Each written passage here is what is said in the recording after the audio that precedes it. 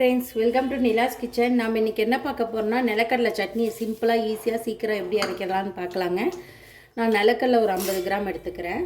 இது நான் தோலோடு தான் எப்போவுமே போடுவோங்க. இதுவும் எங்கள் தோட்டத்தில் விளைஞ்சது, அம்மா கொண்டு வந்தது தான். வறுத்து நான் வச்சுருக்கேங்க.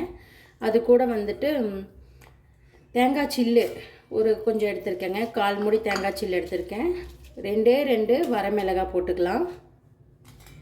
அப்புறம் இஞ்சி ஒரு சின்ன நெல்லிக்காய் சைஸுங்க. உப்பு நான் கொஞ்சமாக ஆட் பண்ணிக்கிறேங்க. வேணும்னா அப்புறம் பாத்திரம் போட்டுக்கலாம். இது மிக்சியில் அரைச்சி எடுத்துக்கலாங்க. பாருங்கள், இந்த மாதிரி நல்லா அரைச்சிக்கோங்க. அவ்வளோதான், சூப்பரான ஒரு நிலக்கடலை சட்னி நமக்கு ரெடி ஆயிடுச்சு. மிக்சி ஜாரை கொஞ்சம் வாஷ் பண்ணி ஊற்றிக்கலாம். பாருங்கள், செம்ம டேஸ்ட்டாக இருக்குங்க. இது பணியாரத்துக்கு, கார பணியாரத்துக்கு, இட்லி, தோசை எல்லாத்துக்குமே நல்லா இருக்குங்க. இந்த மிக்சி ஜாரை வாஷ் பண்ணி ஊற்றிக்கிறேன். இதை நல்லா மிக்ஸ் பண்ணிக்கோங்க. ஒரு தாளிப்பு கொடுத்துடலாம் இதுக்குங்க.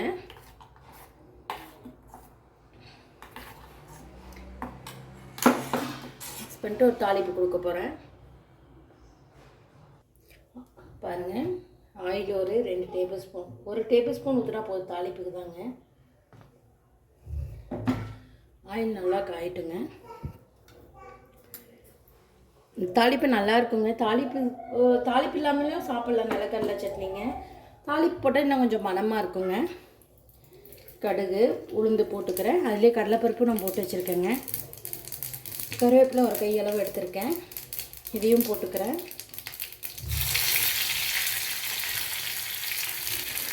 சாரி, கொஞ்ச நாளாக ப்ராப்பரான வீடியோ என்னால் போட முடியல, ஹாஸ்பிட்டலில் இருந்ததுனால. இது நல்லா வதக்கிட்டேங்க. இப்போ கொட்டிடுறேன்.